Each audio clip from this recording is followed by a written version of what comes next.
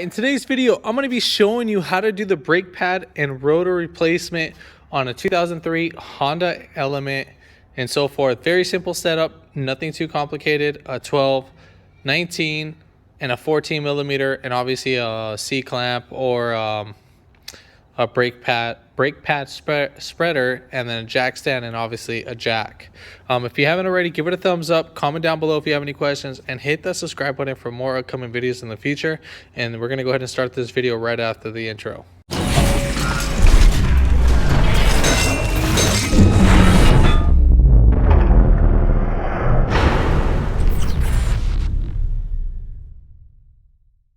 Alright, so jacking standpoint, or jacking up point, you can jack it up right here, the lower subframe, and the same thing, we can put our jack stands right here too as well, so here and on the opposite side.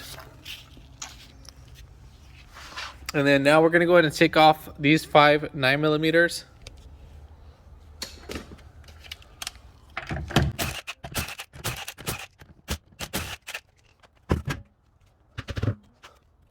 All right, so right here we have our two 12s that are holding in our caliper, and we have our little adjustable guide pin, or our guide pins.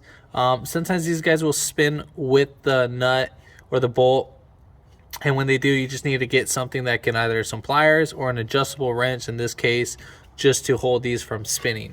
So again, those are 12 millimeters, and we're going to go ahead and take those off.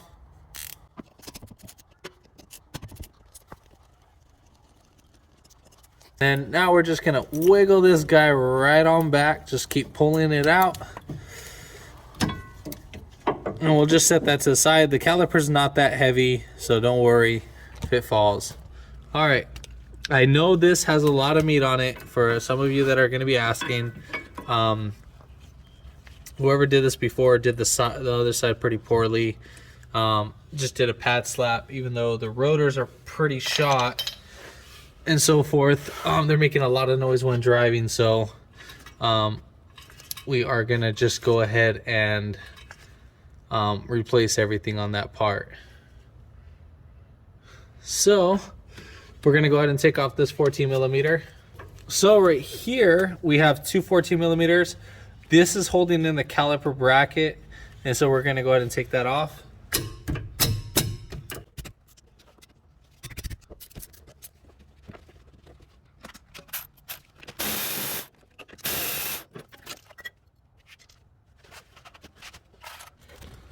All right, so we are going to be taking out our little Phillips screws. So we have one right here. Obviously, the other one on the other side is missing. Use a Phillips number 2 to pop those out. If it does strip out, I do have a video on how to take that out, just so you're aware. And then the rotor should come out. If it doesn't, you might need to tap on it with the hammer. Now, the hammer needs to be a decent size. Now, obviously, our brake shoes are very, very low, and they need to be replaced. As you can see, has a hole right there. Let me zoom in. See that hole? So our brake shoes are shot. We're really on a budget for my customer. I did one side of the wheel bearing on the other side, and then we're doing the brakes too. So he's going to save up for that to do the remaining rest. So spin your wheel bearing, and if you hear some bearing noises, obviously the bearing is bad.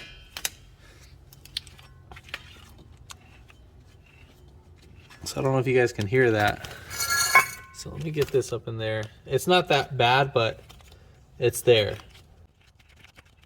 Yeah, I don't know if you guys can hear that in the video, but it is making, you can hear some bearings catching, but again, it's not that bad. I don't know if it's gonna make a growling sound when driving. I haven't taken it for a spin yet. They just brought it up. All right, so we're ready to reverse the order. So when putting in our new rotor, make sure if it has any grease, spray some brake cleaner on the rag and then wipe down your rotor on the mating surfaces. Now, our other rotor was missing its little boot that was right here. I don't have that, so we're gonna have to install this without that, but we're gonna go ahead and do that. So when installing the rotor, make sure your little top hat matches up with your screws. if you are going to be reusing them, which I am. Now, if you don't have them, it's not the end of the world. Now, that's only meant for installation purposes. Let me just make sure this is seated in. All right, cool. So we are seated in. And then we're just going to go ahead and put back in our screw. Now, this screw is just only meant for assembly purpose. It's not going to hold the rotor, just so you know.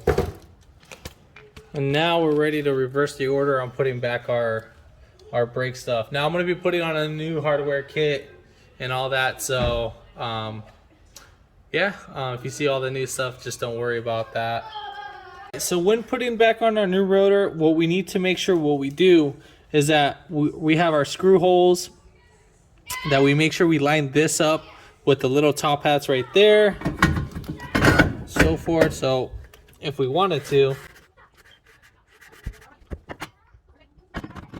I knew it was crazy.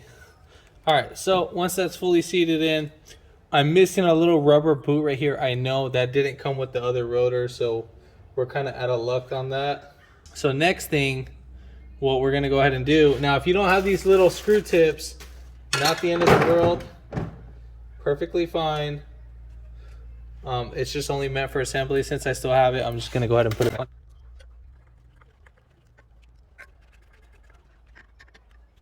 All right, so next, if this applies to you, if not, whatever, perfectly fine. We're gonna go ahead and just pop off our old hardware kit, just like that. And then make sure that your guide pins are spinning freely since you're already here.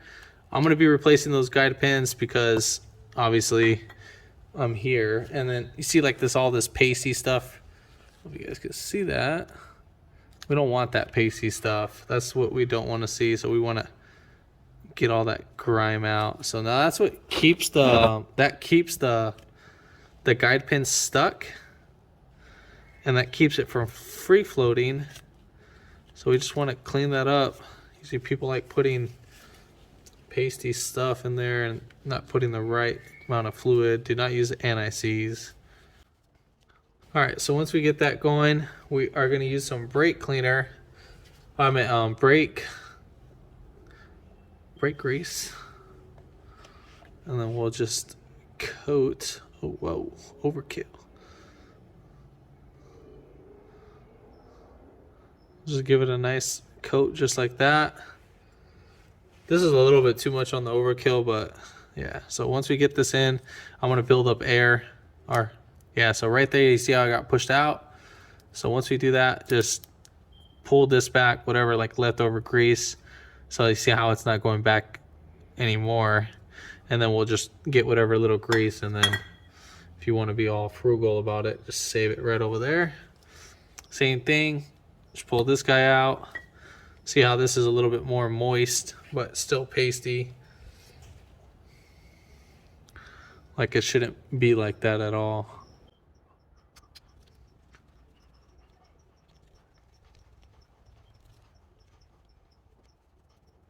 All right, so go ahead and put this too. Same thing.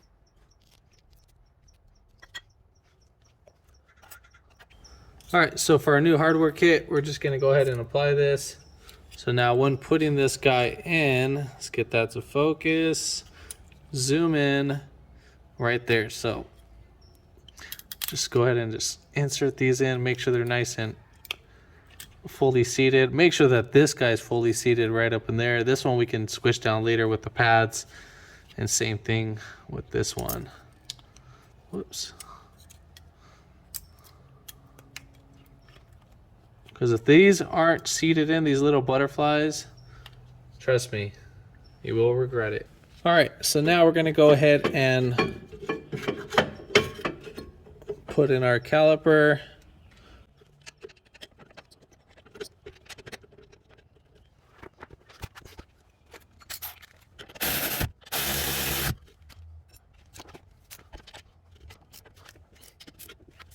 All right, so we're gonna go ahead and lubricate our pads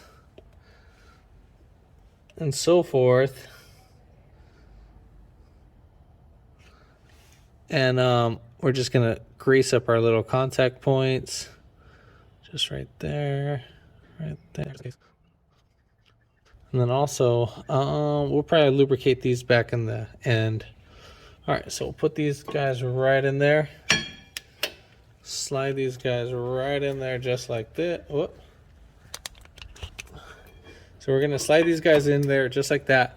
Now on this side, you want your pin on the bottom and you want that on the inner side.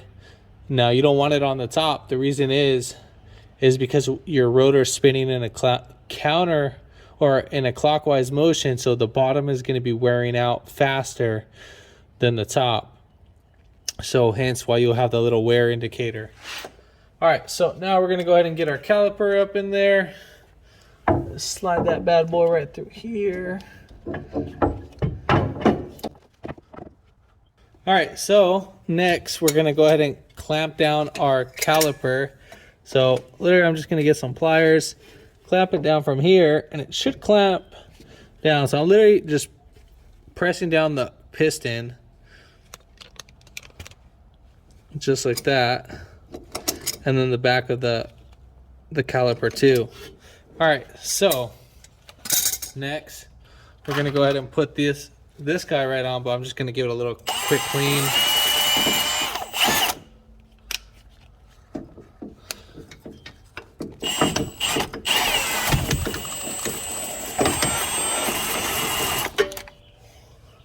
Now the only spot that I was cleaning was the one that's going to be making contact was right here and then right here, these bottom lips. Now what you want to do is you want to put a little grease right there on both sides. That'll keep it from squeaking. So now we got that both coated in. Now we're ready to go ahead and install our caliper.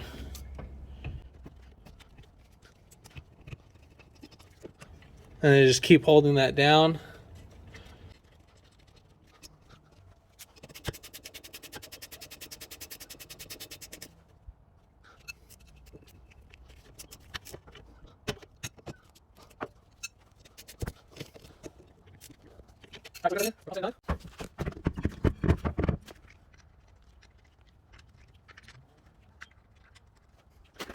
All right, so when tightening down our wheel, what we want to go ahead and do is we want to snug in these the bottom and the top bolt, and then from there we're going to go ahead and tighten in a star pattern. So we're going to go 1, 2, 3, 4, and 5.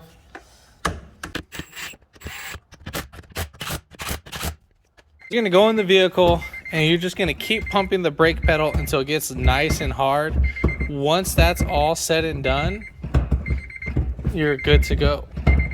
But if this video helped you out, give it a thumbs up, comment down below, and hit that subscribe button for more upcoming videos in the future. And thanks for watching.